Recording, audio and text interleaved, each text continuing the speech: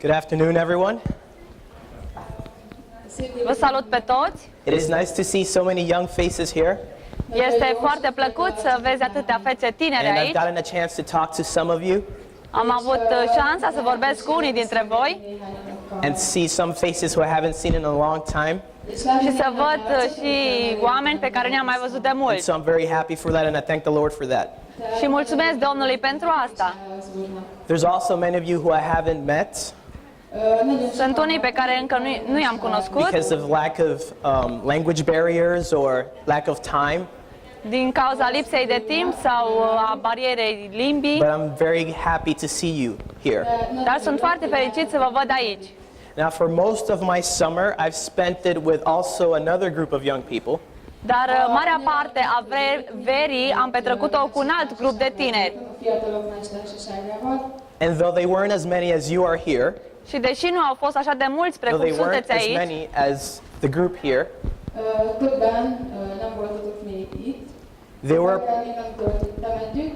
they were a pretty large group for the house we were staying at. erau destul de mulți pentru mărimea casei în care ne aflam. It was a 4-bedroom house, Era o casă cu 4 dormitoare, a house with 4 bedrooms, and there was about more than 30 of us, și noi eram cam 30. and only 2 bathrooms. Și nu erau decât 2 băi. So you can imagine what it was like. Cred că vă puteți imagina cam cum era. Now, for the whole project, Pentru întregul proiect, there's so many things I can share with you. deci pot să vă spun multe lucruri care s-au întâmplat pe parcursul acestor There's- săptămâni. If I was to share with you all the things that I experienced, Dacă ar fi să vă spun tot ceea ce am experimentat, tot ceea we ce could ni be s-a here all întâmplat, night long. ar dura toată noaptea. So are you guys ready? Sunteți gata? No, I'm just kidding. I'll just share a Doar few things. glumeam. Vreau să vă spun doar câteva lucruri. Knocking doors, you experience many things. Atunci când bați la ușa oamenilor, ai parte de multe experiențe. There's a lot of different people you meet. Sunt mulți diferiți Like oameni cu this care one te time, întâlnești. I went to this door and a gentleman opened the door, Într-o seară am bătut la ușă, mi-a deschis un domn and he had, well, he was only dressed in his underwear, era îmbrăcat and he was doar cu holding a baby pantaloni bottle scurți full of milk. He was holding a baby bottle full of milk, și ținea în mână un biberon cu and lapte. he asked me, "What do you want?" Și m-a întrebat, ce vrei? So things like that, you know, you Cam see ceva de different. genul ăsta, așa, ciudățenii. Ți se pot și întâmpla. And there's also many smells in the streets of London. Și pe străzile Londrei I mean, I didn't go to a cheese simți factory, but you multe can imagine feluri de I probably mirosuri. smelled all the different types of cheeses there is.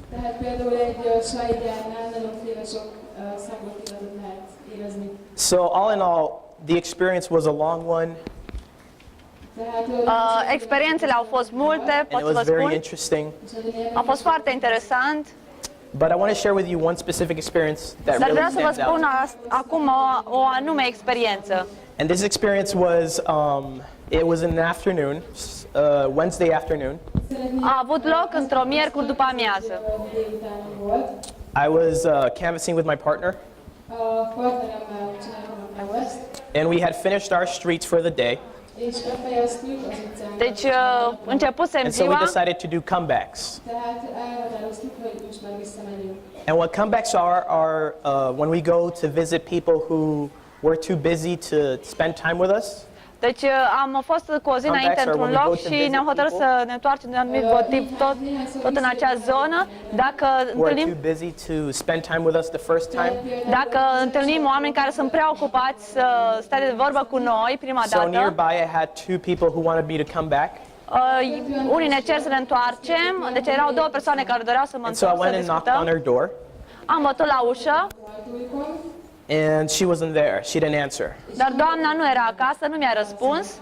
So I knock on her door again, Am bătut iarăși la ușă and there was no answer, so we și pentru decided că to nu mi-a go. răspuns, ne-am hotărât să plecăm. But then my partner reminded me, wait, didn't you have another person you wanted to visit in this street? Și partenerul mi-a zis, dar oare nu mai era încă cineva pe care vrei să vizitezi pe strada asta? And so I was like, oh, that's right. And so there was this lady who lived actually right next door. Și am zis, da, ai dreptate, este o doamnă care stă în apropiere. And so we went to visit her. Așa că ne-am dus la ea. And she answered and she invited us in. A răspuns și ne-a invitat înăuntru. And she sat down with us and she was a very open person. A fost o We started persoană talking foarte about drăguță. religion. We started talking about religion. Am început să vorbim despre religie. And she shared with us a little bit about her views on Christian life. Și ea ne-a povestit puțin despre viața ei creștină. And I remember she said something that's very important, something that's very general for Christians as a whole. Și a spus ceva ce este general valabil pentru creștini. She said that it's important for a Christian Și a spus că este important ca un creștin to be able to relate to other Christians. să poată să interrelaționeze cu alți creștini. So, not necessarily because we're the same denomination, Nu neapărat pentru că faci parte din aceeași denominațiune, de aceeași but religie, just the fact that we all believe in Jesus Christ. ci pentru că toți creștinii la un loc credem în Isus Hristos. That's a great thing to have in common. Acest lucru este, aceasta avem noi în comun.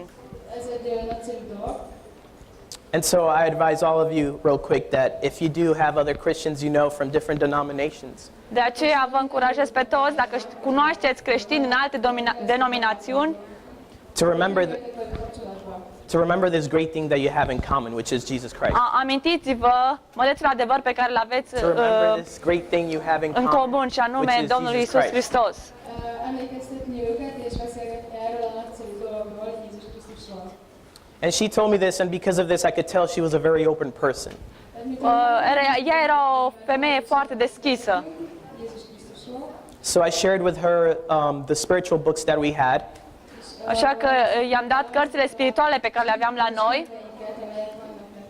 We had The Desire of Ages, Aveam Hristos, Lumina Lumii, The Great Controversy, Marea Luptă, and other spiritual books as well, also for children. cât și alte cărți spirituale și pentru copii de And she asemenea. bought The Desire of Ages and a storybook.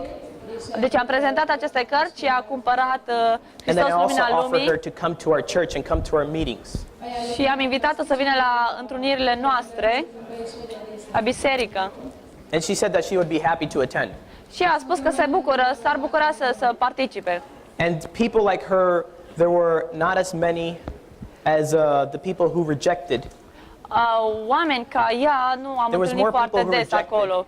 Mult mai mulți ne-au respins. But people like her were the ones that you could really see the Lord working. De olyan emberek, akik, mint például ő is volt, ez még inkább motivált minket a munkára. And it was so encouraging to see all the young people come to the evening worship Dar a fost foarte încurajator să vezi pe tineri cum vin and la have serviciul divin seara so many stories like this one to share with the rest și of us. în cadrul acestui serviciu divin să povestească A lot of experiențele them that I know personally minunate pe care le-au avut pe parcursul zilei, experiențe de genul acesta pe care vi-am spus eu. from back home where I live in California.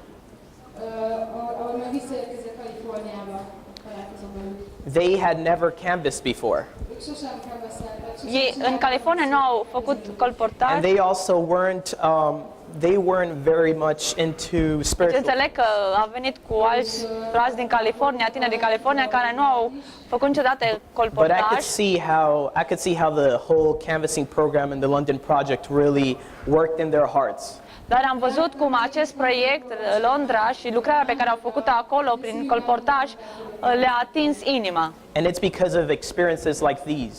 Și datorită experiențelor de genul acesta, And, you know, it's one thing to hear an experience. It's one thing to hear an experience. una este să asculți o experiență, And it's another one to have your own personal experience. altceva să ai tu această experiență.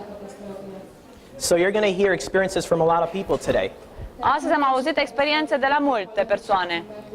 But really what you should get out of it is not what God did for us, for the ones you're going to hear. What you should get out of it is not so much what they felt with the Lord. No? What you should get out of the experiences that you hear Dar aceste experiențe pe care le auzi is not what they felt with God. nu neapărat te apropie de Dumnezeu, But what you should get out is encouragement ci ele ne încurajează. to go ahead and go out and do your own experiences. Ne încurajează să mergem și să avem propriile noastre Because experiențe. God works in all of us in a personal way. Pentru că Domnul lucrează cu noi într-un mod He personal. customizes the experiences to each and every one of us Și based on our own lives adaptează experiența la fiecare dintre noi. and who we are. And so this is my wish for all of you today, Aceasta este dorința mea pentru fiecare dintre voi astăzi that hearing the experiences from all of us in the London Project and other people as well, și ascultând experiențele care s-au prezentat și vor fi prezentate, you will feel encouragement to maybe go ahead and do your own experiences with God. să fiți încurajați să aveți propriile voastre experiențe cu Dumnezeu. And maybe try canvassing Și poate chiar să încercați să faceți or other type of colportaj missionary work. sau poate alt fel de lucrare misionară. Because you know, missionary work, if anything I learned in the London Project, that missionary work is a great way to have your own personal experiences with Christ. Dacă am învățat ceva în acest proiect Londra, este că lucrarea misionară îți dă Even though you may ocazie să feel ai that you can't experiențe cu do it, like a Dumnezeu. lot of the people from the London Project did,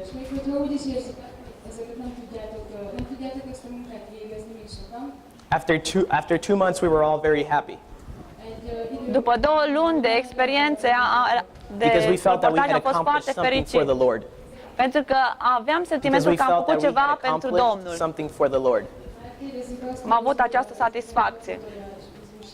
And at the same time we had our own personal experiences as well. Și în același timp am avut și experiențele noastre personale. And there's going to be, I know there's going to be other missions. There's going to be other missions in the future, other projects. Știu că în viitor vor fi și alte proiecte And I recommend you all to consider them. și vă recomand să vă gândiți serios să participați. Just remember to bring earplugs. Remember to bring earplugs.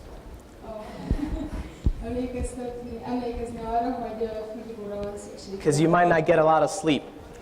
Mert nem tudok aludni. Amen. Amin.